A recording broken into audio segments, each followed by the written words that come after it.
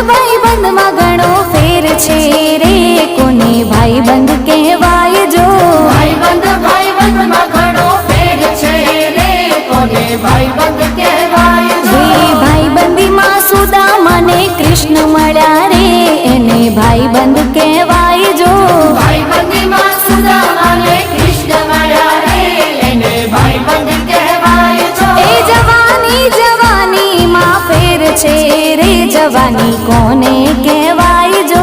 જવાની માં ફેર છે રે, જવાની કોને કહેવાય જો? જવાની માં મીરાબાઈ ને હરી મળ્યા રે, એને જવાની